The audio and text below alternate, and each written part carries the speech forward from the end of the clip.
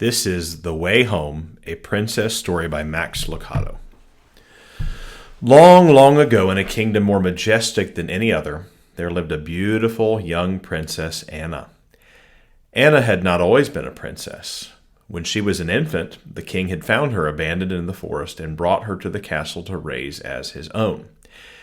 Yet as Anna grew, so did her curiosity. She wondered about the world outside the kingdom. What had she missed? What lay beyond the green gardens of the castle? Anna sighed. She propped her elbow on the ledge, rested her chin in her hand, and stared out the castle window. Flowers dotted the meadow, children splashed in the creek. Beyond the meadow, the dark forest loomed. What a beautiful day outside. What a bad day to be inside. "Ahem, princess," a voice called. "Your studies?" "Yes, Sir Henry," Anna glanced again towards the forest. "Is it true?" The round man looked up, raising his eyebrows. "Excuse me?" "About the lowlanders. I hear that they never work and their days are filled with fun." The tutor lowered his book. "Forget them. They mean us harm." "But all I do is work. I'm just not sure I was meant to be a princess." Sir Henry crossed the room and rested his hands on Anna's shoulders. "I have watched you since the day you arrived, and I have been your teacher since you were small. I have seen you blossom with your father's guidance. Listen to me. The forest is no place for anyone, especially the daughter of royalty. Those trees know an evil that does not sleep." "But," Sir Henry interrupted by placing a finger on her lips, "your studies. There is much to learn." Anna nodded, but stole one last glance into the valley, wondering about life away from the castle. Deep within the forest, three lowlanders plotted and rummaged through costumes. Ima and Gunna usually shared a costume. "Let's be donkeys," Ima offered. "Not again. That suit is hot and you stink," Gunna smirked. Getcha pulled on a hood. "The princess will feel sorry for a poor old hag." Passing as hags wouldn't be hard for them.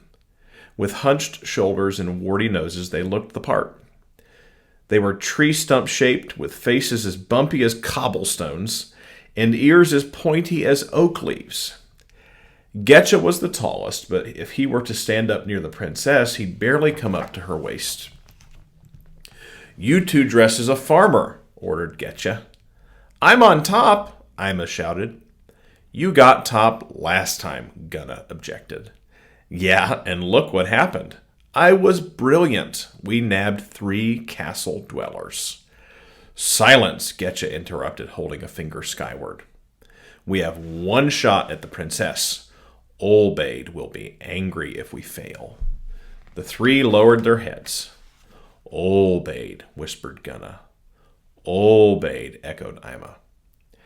After a quiet moment, they resumed plotting. Getcha instructed, "Tomorrow, when the teacher brings the girl to the creek, you two distract him, and I'll lure her into the trees." He hissed and smiled his one-toothed smile.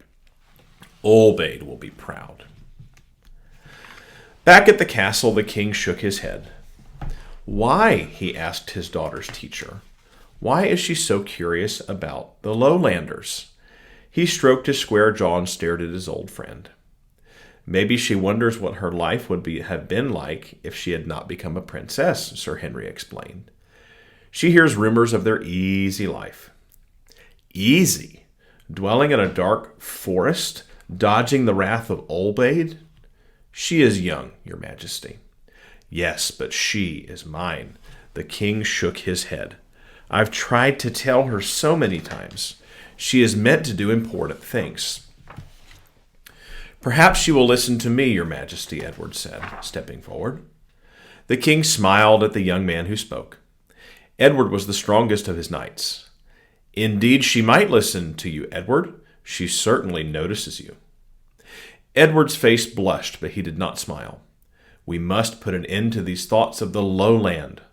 Olbade sees your daughter as a prize to be won."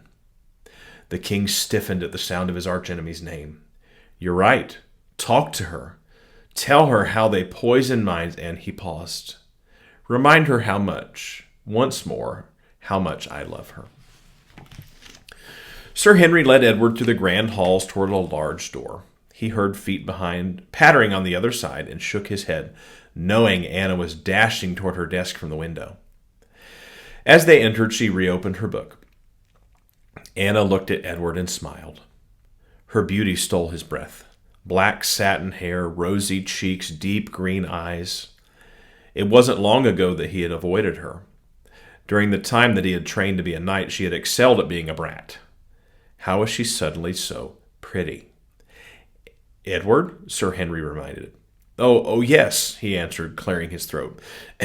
With your permission, my lady? She nodded. Your fascination with the forest troubles us, Princess. Have you met them, Edward? Her excited voice betrayed her curiosity. The lowlanders mean you harm. But I've heard they have nothing but fun. You've heard wrong. Avoid these servants of Olbade.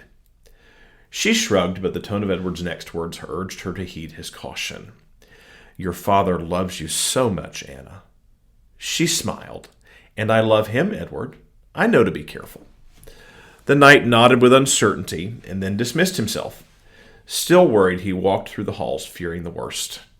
He was right to do so. The next day, Sir Henry kept watch as the princess waded in the creek. The blue sky and bubbling waters lifted his spirits. Suddenly, a voice called, "Oh, friend, help!" The teacher turned to see a farmer ambling toward him. The wide-brimmed hat and chest-length beard covered Ima's face. Gunna, hidden within the long coat, groaned beneath the weight. Barely able to see, he tripped, causing Ima to wobble even more. The sight of the odd man might have roused Sir Henry's suspicions, but the man's clumsiness stirred his compassion. He hurried toward him, unaware of a disguised lowlander approaching the princess. Is it true what I hear, young woman, that you desire to see the forest? Anna, knee-deep in the water, looked up with a trusting smile. You know the lowlanders? Indeed I do. The princess glanced toward her teacher, helping the old man. But I can't. It will only take a moment, the woman enticed, beckoning with a crooked finger. Anna looked toward the castle, then back to the entrancing little figure. By the time Sir Henry had righted the clumsy farmer, the old woman had convinced Anna to follow her into the forest. For just a peek, Getcha assured in his highest voice.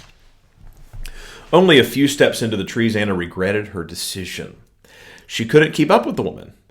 This may be easy for you, but I'm too... Too what? Getcha snapped in his normal voice, turning with such speed that his hood flew off. Anna tried to scream, but couldn't. Too tall? Too pretty? Too good for the lowlanders? You're one of us now, he proclaimed. The princess turned to run, but the forest had closed behind her. Your king can't save you, Getcha cackled, rubbing his hands together. Meanwhile, Sir Henry and the villagers searched, but no one had seen where Anna had entered the forest. The princess was gone. When the king heard, he wept quietly. Who took her? He asked Sir Henry. I don't know, the teacher responded sadly.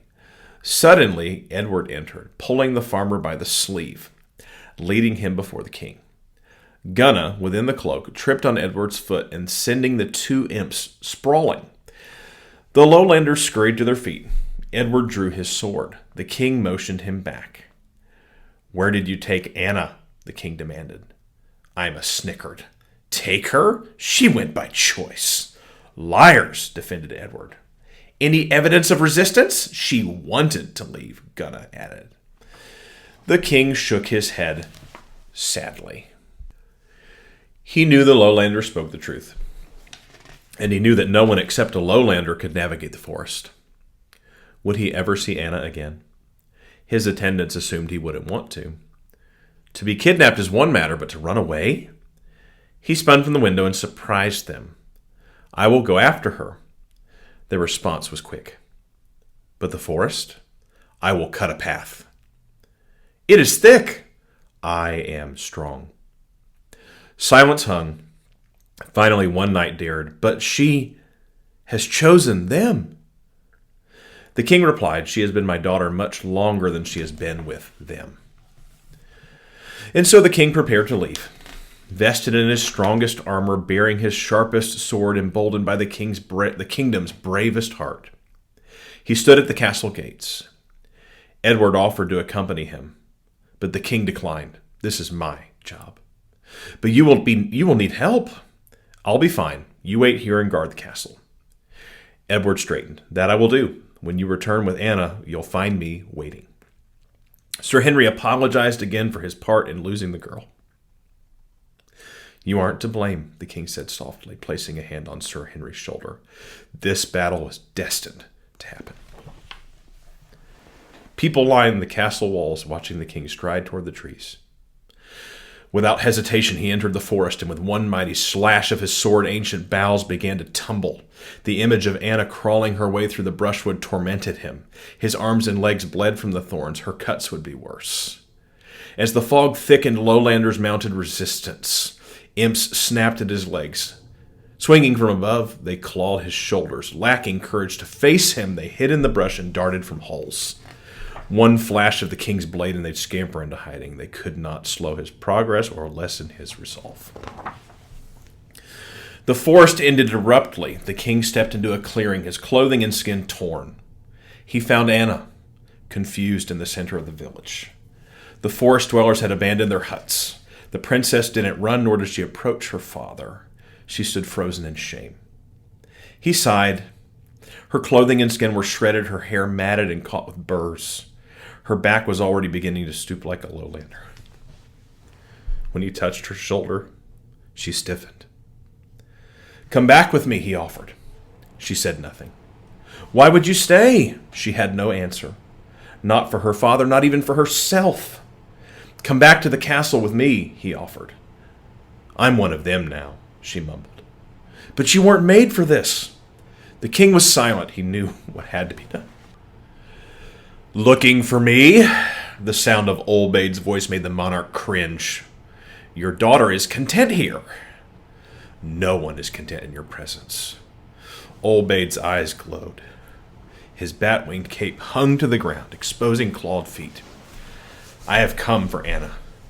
"She is mine, one of many to come. They cannot resist. You can't keep them from the darkness," Olbade growled. "I'll give you something better," the king offered. "What could be better than the daughter of the king?" Olbade laughed, then realized what the king meant. "You wouldn't." The king's silence was his answer. "Give yourself?" Anna turned to her father. "No," she prayed softly. Olbade risked no delay. He opened his cape, releasing legions of lowlanders that rushed to swarm the king. Soon Olbade stood over the king's lifeless body. "Behold your king, Anna. His love couldn't save you, nor himself." Anna rushed to her father. Her tears dropped onto his face. "What have I done?" Olbade yanked her up. "You have sealed your people's doom." He cocked his head, releasing high-pitched laughter. The lowlanders jumped, danced, and screamed at the feet of their leader. Anna stood still. "What have I done?" she asked herself again. Kneeling, she took the king's hand and pressed it to her face. Then she felt his hand move. She searched his face. For years, when retelling this story, she would describe this moment. His eyes opened and sparkled as if to saying, "They may try, but they can't kill me." She stood. Olbade commanded, "Grab her!" "Stop," her father declared, jumping to his feet. "You have no power over me or mine." The lowlanders crept backward. Olbade did too, muttering. He and his defeated followers ducked into the forest. Just then, Ima and Gunna appeared. "We escaped! Anna is ours!"